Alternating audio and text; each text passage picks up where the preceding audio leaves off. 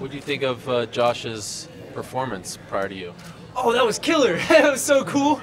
Like some WWE wrestling out there, but he's the real deal, so that was awesome. I saw you took a picture with him at the hotel, and it's interesting to see you. You're so young. You're about to start your career. He's kind of, at the tail end, still very much relevant though. Did you ask him for any advice? Did he tell you any stories? Did he say anything to you? It was actually right before we came down here for the open workouts, and he's actually a friend with a friend of mine, my chiropractor actually. So that was pretty cool, and he's a super nice guy. So we're just kind of talking and hanging out before we came here. Was it difficult from going a year ago to you just had a Facebook page and you lived your life to 1 year later now some guy named Chuck who you've never met is like, fuck that guy? Is it difficult dealing with the good publicity, the bad publicity, all the people in general? I don't think it's difficult. I actually think it's kind of funny too. So a lot of times anything that someone tries to say negative is actually kind of funny, and I really don't listen to any of the negative stuff. So anything that's positive, that's kind of the stuff I'm listening to, and that's kind of like what brings you up. So there's always a positive side, there's always a negative side, but you can choose which one to listen to. Is it harder to stay focused now compared to then when you have more obligations? It might be a little bit harder to focus. Not really much on the aspect of focusing. I'm always focused, but hard to fit it all in. So sure, you have more people that are trying to talk to you, more fans and stuff that you can try to communicate with on Instagram, Twitter, Facebook, stuff like that. And it's hard to reach out and talk to all of your friends, people like that. So that's a little bit more difficult. Are you the kind of guy who reads the comments on Twitter and Instagram and things like that? Do you respond to a lot of people? I definitely try to respond to people, and as much people as I possibly can. Now the negative stuff, I never try to read that. A lot of it, if I happen to see one or so, I'm kind of like, that's kind of funny. But other than that, I always try to reach out there and talk to as many people as I can and get to communicate with them.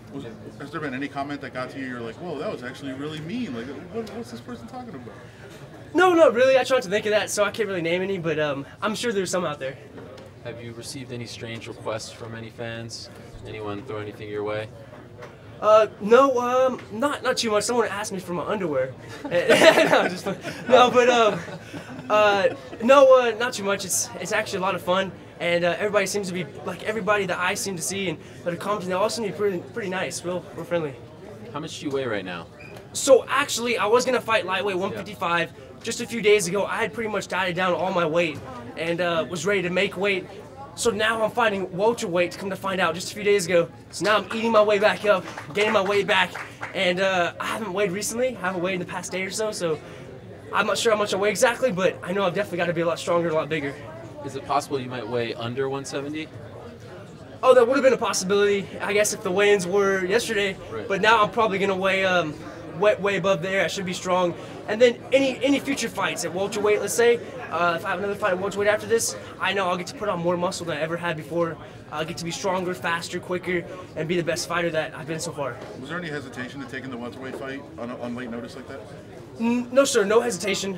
I know I'd pretty much cut down all the weight and cut back the amount of food that I was eating to make weight at 155. But it's a last-minute thing. You have about a week to once I found out my opponent broke his foot.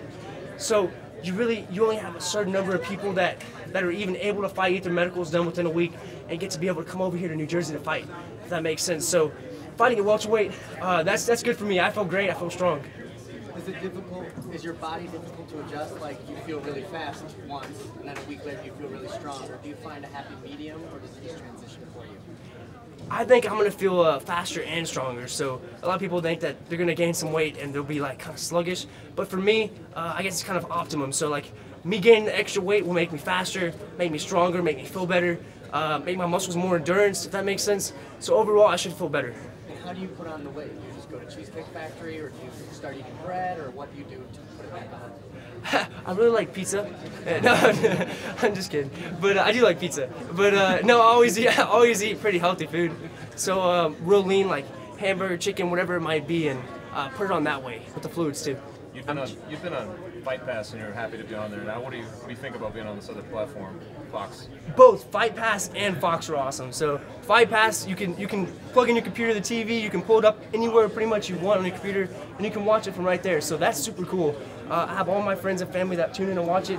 But then Fox is awesome too, because so many people around the world can tune in on Fox. So they're both awesome, both incredible, and it's just an honor to even be here fighting for the UFC so soon. How much did you know about Barberena before you were offered him, and how much have you looked into him now? So really, I didn't know anything about my opponent, Barberena, before I was offered him, and then that's who I got matched up with. I still really don't know much about my opponent. I know that he was going to fight a fight coming up 2 to 3 weeks after this one, January 30th. That's what I've heard, but he decided that he's going to fight on this one instead. So he's my opponent now, and that's pretty much all I know. It feels like the last 2 opponents that you've had, they've all said, oh, I'm going to be the one to stop the Sage Northcutt hype train, and he has a hashtag out there to that extent as well. Does that stuff make you laugh? I'm guessing it does, yeah? I didn't even know that. Oh, okay. That's Don't funny. look at it. I'm not going to look at it. That's funny, though. We're in a sport for MMA, so the UFC is a sport of mixed martial arts. You're going out there to try to stop someone, finish somebody, and put on a great show. So that's completely understandable that someone's trying to do that. I mean, that's what I'm trying to do also, stop whoever I go against and finish them off. You had said before you kind of want to get as many fights in as you can and kind of get a sense of where you are maybe in your career and then decide on school. Is that still kind of your plan right now? It definitely is. So I'm still taking the minimum number of classes right now, just as I was last semester. The semester actually just started back up because we had Christmas break. So just a few days ago before I came down here, school started back up, and now I'm back in school. So I'm still enrolled as an engineer at Texas A&M, but I'm still focusing on the fighting right now. Would it just be like a matter of how quickly your career kind of takes off to decide, you know, if you're gonna just do it full time, or is there like something that'll decide that for you? Really, I'm trying to do both at the same time. Just right now, the engineering is so hard to get into, if that makes sense. Especially for Texas A&M, it's the #1 school in the nation, I believe, for petroleum engineering. So, just being a limited number of people, if they only accept 50 people per 40 or 50 per semester that get into the subject, then if you get into the subject, that's a subject you kind of want to stick to for now, and then decide what you want to do. So I'm able to do it right now, train and study at the same time, but in the future it is a possibility. I might be training full-time, take a break from school. I asked you this last time and you couldn't answer it. I'll try it one more time. What's the last time you were mad, and what got you mad? Last time I was mad. I still don't remember that. It's a good question, though. Think about it for next fight. Will Faraz be in your corner again? Yes, sir. Faraz will be. Mr. Zahabi will be in my corner again. But you didn't train in Montreal, right? No, sir. I will be going back there, it looks like, after this fight. Train there for a little bit, also while I'm doing school, back and forth. But yes, sir, he's going to be inside my corner. And you were just with Dana and Matt Serra and Nick the Tooth, right? They were filming around you. What did you guys do together, and what was it like now being sort of an alum of the show, being back with them? Oh, that was crazy. They're the 3 bravest guys I've pretty much ever met in my life. So I don't want to tell you what happened, but they went bull riding. Oh. That's all I can say. They went bull riding. I'm not going to tell you what happened, but it was insane. So if you can tune in and watch the show, you're going to freak out. And now there's a new Sage Northcutt. His name is Randy Brown. He's following in your footsteps. What advice would you give to him as he makes his debut after being chosen on the show? That's awesome. He's doing a great job. And I would say take one fight at a time. And you obviously don't want to jump right away. Obviously, you have to have the privilege to be able to work your way up. And I think working your way up one fight at a time, learning as a fighter, and getting the experience with the UFC, that's very important. Where do you think, you're with your family and everything, where do you think the future of traditional martial arts are? Because it seems like you come from a traditional background and then expanded it, and then you get these guys who just day one train at a UFC gym and they kind of don't get really good at one thing, but okay at a lot. Where do you see the future of that going? Do you think they'll die off, or people stay one? You know, the sport is always changing. So the sport of MMA, it's always increasing. The level of everything's getting better.